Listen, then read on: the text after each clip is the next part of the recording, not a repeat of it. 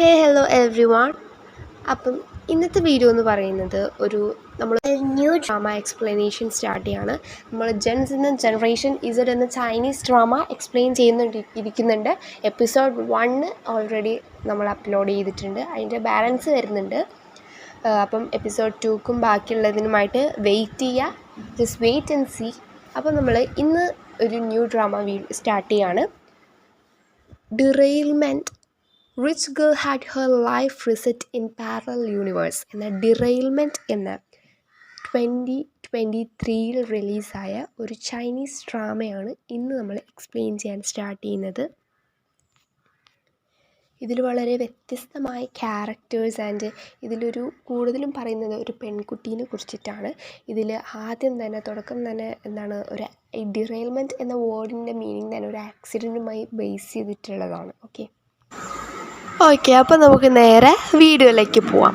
Episode 1ൻ്റെ തുടക്കത്തിൽ തന്നെ കാണിക്കുന്നത് ഒരു ഡ്രൈവിംഗ് ആണ്. ഒരു പെൺകുട്ടി റോഡിലൂടെ ഒരു കാറ് അത്യാവശ്യം സ്പീഡിലൂടെ ഓടിച്ചു പോകുമ്പോഴാണ് അവിടെ പെട്ടെന്നൊരു ആക്സിഡൻറ്റ് ഉണ്ടാവുന്നത്. കൺട്രോൾ കിട്ടാതായപ്പോഴത്തേനും മറ്റൊരു വണ്ടിയായിട്ട് ഈ ഒരു വുമൻ്റെ വണ്ടി കൂട്ടിയിടിക്കുകയാണ്.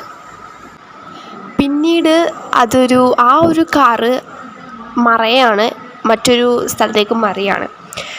പിന്നീട് കാണിക്കുന്നത് ഒരു ഹോസ്പിറ്റൽ കേസായിട്ട് ഒരു ബോയ് വരുന്നതാണ്. ബോയുടെ ഫ്രണ്ട് ആവാം ആക്ച്വലി. അപ്പം പെട്ടെന്ന് അവർ പറയാണ് സർജറിയിലൂടെ രക്ഷപ്പെടാമെന്ന്. ഫുൾ പെർസെൻറ്റേജ് ഉറപ്പൊന്നുമില്ല, വളരെ കുറച്ച് പെർസെൻറ്റേജ് ഉറപ്പ് മാത്രമേ ഉള്ളൂ രക്ഷപ്പെടുമെന്ന്. പിന്നീട് നമുക്ക് ആ ഒരു ബോയ് ഭയങ്കര ടെൻഷനായിട്ടിരിക്കുന്നതാണ് നമുക്ക് കാണാൻ സാധിക്കുന്നത്. പിന്നീട് നമ്മൾ ആ എപ്പിസോഡിൽ കാണുന്ന ബോയ് ആണെങ്കിൽ എവിടെ വച്ചാണോ അവൻ ആ ഒരു വീണതായിട്ട് തോന്നിയത്, കാറിൻ്റെ ആ ഒരു ഭാഗത്തേക്ക് ആ ഒരു എമർജൻസി ബോയ് വീഴാണ് ചെയ്തത്. അപ്പം അവിടെ പോയിട്ട് അവിടെയൊക്കെ ഒന്നും കൂടി അവൻ ആ ഒരു റീസെർച്ച് എടുത്താണ് എന്താണ് ശരിക്കും സംഭവിച്ചത് വീണ്ടും അവനെ ചിന്തിച്ചെടുക്കാനായിട്ട് ട്രൈ ചെയ്യാണ്. പിന്നീട് കാണിക്കുന്നത് 2025 എന്നാണ്. എന്നിട്ട് കാണിക്കുന്നത് ഒരു പെൺകുട്ടീനെയാണ്. അവളാണെങ്കിൽ നന്നായിട്ട് മേക്കപ്പൊക്കെ ചെയ്ത് ഒരുങ്ങുന്നുണ്ട്. എവിടെയോ പോകാനുള്ളൊരു തയ്യാറെടുപ്പാണെന്ന് നമുക്ക് ആ ഒരു സ്ക്രീനിലൂടെ നമുക്ക് മനസ്സിലാക്കാം. പിന്നീട് അവൾക്കൊരു കോൾ വരുന്നുണ്ട്. അപ്പം മേ ബി അവളെ പ്രൊട്ടക്റ്റ് ചെയ്യണം എന്ന് ആവശ്യമുള്ള ഏതൊരു പേഴ്സണാണ്. അപ്പം അവൾ എവിടെയാണ്, നീ നിൻ്റെ ജോലിയിൽ ശ്രദ്ധിക്കണം, നീ എപ്പോഴും ഇങ്ങനെ ആബ്സെൻ്റ് ആവരുത്, നീ നിൻ്റെ ജോബിനോട് അത്ര ജെന്യുവിനായിട്ടല്ല ചെയ്യുന്നത് എന്നൊക്കെ അവളോട് സംസാരിക്കുന്നുണ്ട്. അപ്പം നീ ഇനിയും ലേറ്റ് ആവരുത്, നീ ഇപ്പോൾ എവിടെയുള്ളത്, ഞാൻ അവിടേക്ക് വരാം എന്നാണ് ആ ഒരു പേഴ്സൺ പറയുന്നത്. അപ്പോൾ അവൾ പറയുന്നുണ്ട്, ഞാനൊരു എക്സിബിഷനിലാണ്, ഞാൻ പിന്നീട് വരാം, ഇപ്പോൾ കോള് എൻ്റെയാണ് എന്നവൾ പറയുന്നുണ്ട്. പക്ഷെ അവളത് അവൾ ശരിയല്ല പറയുന്നത്, അവൾ കള്ളമാണ് അപ്പം ആ ഒരു പേഴ്സണോട് പറയുന്നത്.